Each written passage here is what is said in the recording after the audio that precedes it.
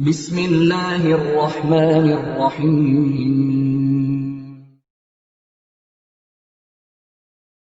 Assalamu alaikum. Welcome back to Baraka Gems under the segment Living by Allah's Names, and we will be exploring Al-Alim, the All-Knowing.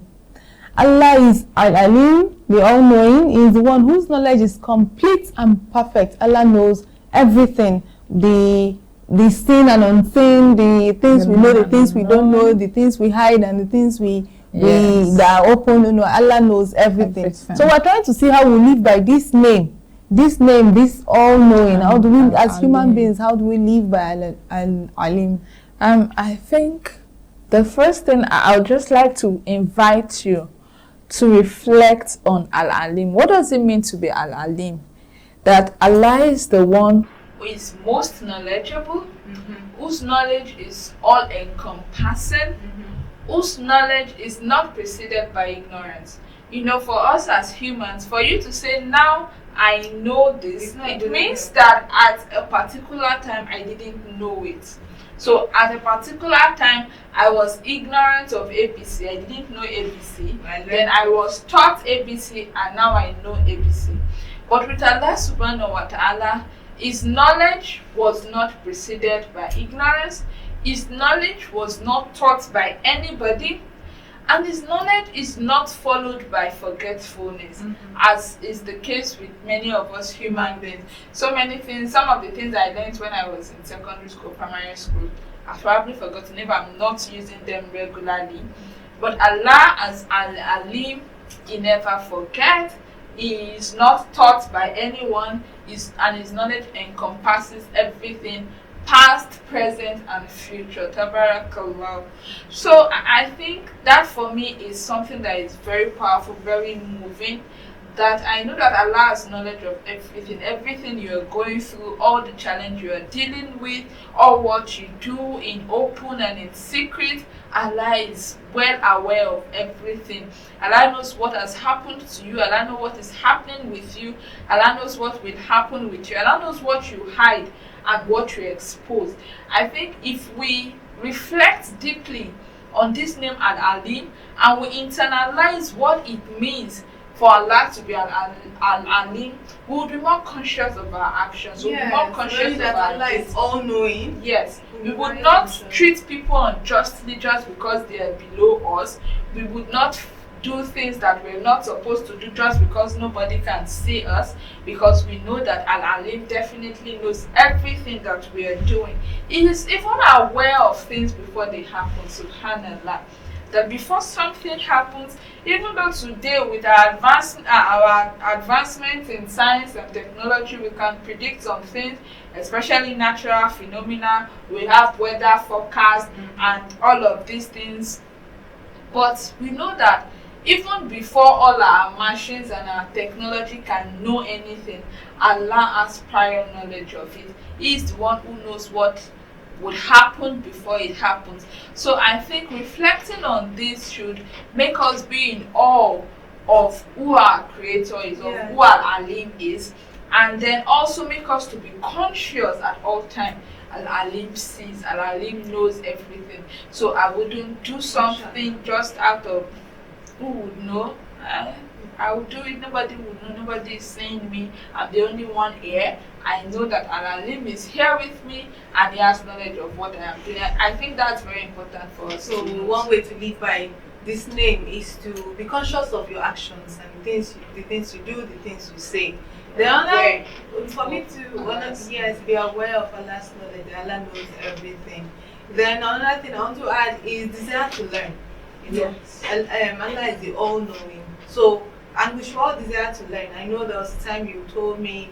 And if the first verse in the Quran is Iqra, that we should seek knowledge, we should learn. So, and then Al-Alim is the most knowledgeable, and is the all-knowing. We should also desire to learn. We should not say, after all, I don't know how to observe Salah, so I will not observe Salah. And it's never too late to learn. When did the Prophet start learning the Quran? At age 40.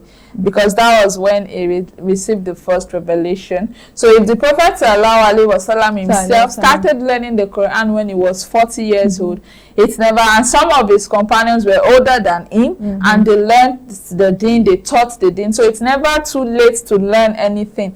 And we're also encouraged to learn, as it is said, from cradle to grave. Yes. So it's never too late, no matter your age, no matter the circumstances, you can still learn. And then be eager to increase your knowledge, not one that you say, oh, I finished secondary school, what more do I need? Or I finished university, what more do I need? It's not only knowledge, you can gain knowledge from anywhere and from anybody. Yes. You know, just be eager to increase your knowledge. I understand that learning is an act of worship. When you even, as you are seeking that knowledge, it's an act of worship. You're worshiping your Lord. I know some of us will be like, I'm doing it for my own sake. No. But you are doing it for Allah. You should do it for Allah's sake and to use that knowledge well. Exactly. That's why knowledge is an act of worship. Yes, you're very correct. In fact, the Prophet sallallahu alaihi wasallam mentioned in a hadith that anytime you go out on the path of knowledge, you're on the path to paradise. Yes. So anybody on the path in search of knowledge is on the path of paradise, and you will continue to be gaining reward. Every footstep you take on the way, every amount you spend, it's an investment into your paradise. So I think it's a very, very worthy venture, something that we shouldn't belittle no matter our circumstances. Then as for us that want to live up to that name Al-Alim, we should read Allah's words and stick to the command of Al-Alim.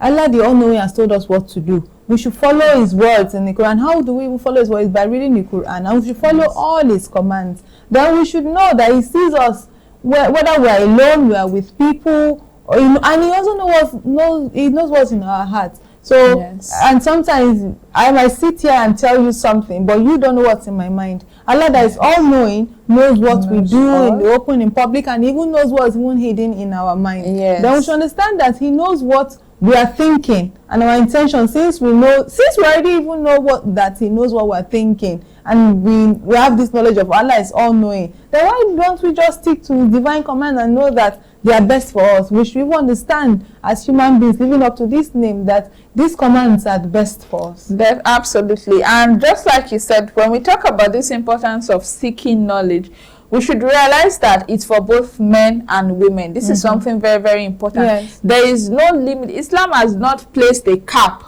on the amount of knowledge that a woman can gain. Islam has not limited women. As long as we observe all the Islamic principles and decorum, a woman can acquire knowledge as far as she wants. We know that our mother Aisha radiallahu anha, the wife of the Prophet sallallahu alaihi wasallam, was a very respectable and knowledgeable woman. Same thing with our mother Hafsa and so many companions. So we shouldn't think because we are females, oh, I already know enough and that's it. Some women do not even know how to call adhan, because they feel we are not the muazzin, so what do I want to do with that? But we are the mothers and we are the first school of our children. What would be better than you being the one to teach your children how the adhan is being called, how the Iqamah is being called? You are being rewarded. So whether you are male or female, seeking knowledge is important. Also, every beneficial knowledge should be sought, irrespective of its origin. So we shouldn't say, I can't learn from that person because she's not a Muslim. The question is, what are you learning? Are you learning about the deen? If the knowledge you want to gain is about the deen, then definitely you have to ask from someone who is knowledgeable in the deen. You cannot get that from someone who doesn't understand Islam. But if it is not knowledge of the deen, knowledge of every other beneficial knowledge, it doesn't matter the origin. The Prophet ﷺ asked people who were not Muslims to teach his companions. He sent some of his companions to go and learn different languages from people who were not Muslims. He had people teach the Muslim children. Some of those non-Muslims who were brought to Medina at that time were asked to teach the Muslim children literacy. So the Prophet ﷺ didn't say, oh, because they are not Muslim, we cannot learn from them. He learned even the Persian strategy, the strategy that was used in the Battle of Khandak, the Battle of the Trench, was new, and that was why it was possible through Allah's help for the Muslims to win that battle, because the Quraysh, the Arabs, they had never seen that kind of strategy before. It was taught to the Prophet and the Muslims by Salman al-Farisi, who was from Persia at that time. So we shouldn't feel that, oh, because this knowledge came from this part of the world, we cannot, as long as it is. But what matters most is it beneficial knowledge? As long as it is beneficial to yourself, to mankind, then we should work on getting it. Then we should not be arrogant, we should not boast, we should be Definitely. humble. So whatever it is that we have acquired, or our knowledge status, if I should put it like that, we should be humble and don't boast about the things we know. Yes. Some people be like, that, do you know who I am? I have studied, I have PhD, I have 2 master's degree, you know. I have this, and sometimes I have those that. kind of things are not even called for. You don't have to mention that. Yes. Some even say things they should not even say just because they know something. So we should not boast about the things we know. Then let the knowledge of your Creator increase your love for Him and admiration of Him. Yes. We are saying that we should seek, we should know our Lord through His book, and we should allow that knowledge draw us closer to Him. Yes. You are not arrogant. You are not. You are not. I don't even want to say, like, people don't even like you based on, and knowledge shouldn't make you a better person. Yes. Instead, the knowledge is, you are now. You know, the more you know, the more you realize how less you know. Yes. That's the way it should be for Bella. The more you know, the more you realize, oh, how little, I didn't know this before. So we shouldn't look down on those we feel they do not know as much as we know. I think that's very important for us to take note of. And we should also be conscious of, when we seek knowledge, how the etiquette of seeking knowledge, how do we relate with those that we are seeking knowledge from? It is very important. There are ways in which we deal with our teachers, that we show them respect, we honor them, we know we have learned something from them. I think that's also something we need to pay attention to. Always to show gratitude. You know? Yes. To be grateful for the things they teach us, because most people don't even, they just feel, oh, isn't it just a teacher? I paid. But you should be thankful that they are even there teaching you. And lastly, I think something that is very important is to know that there is little benefit in knowledge without action. So do not, because these things that we acquire, including our knowledge, may be a huge evidence or witness for you or against you on the day of Yawm al-Qiyamah. So it is important to act according to our knowledge. We know that when you put your hand in fire, it burns. So definitely we would not put our hands in fire. So if you know that doing this particular thing or that is wrong and it could lead to hell, then you should follow that knowledge with action by not doing those things. And when we know that as Muslims it is compulsory for us to do this or do that, then we should also follow that knowledge with action by engaging in what we are supposed to engage in. Otherwise, that knowledge is not going to be beneficial for us, and it may even be hujjah against us on the day of Qiyamah. May Allah save us from that. Amen, amen. And then we should also teach others. When we learn, we should teach others. We should spread the knowledge, so that as it keep going, and the change, it sticks better. And then you even get reward, because I teach you something, you teach that person. It could even be sadaqah to jariyah that way, because when you are gone, the knowledge you've left behind, the people you have taught who are still being beneficial, the word would still be coming to you. The knowledge you've written down in a book or you've given in a lecture, as long as it is still being beneficial to people, you still continue to earn reward. So I think that's something we should all strive for, because we want things that will continue to reap rewards for us even when we are gone. Yes. Definitely. May Al-Alim advance us in sound knowledge. May He not make us proud and arrogant after He has blessed us with knowledge. And may He make us among those that we that will be reaping reward even after we've gone, with knowledge that we're sharing with people. So we're coming to the end of this episode today. Until the next episode, Assalamu alaikum.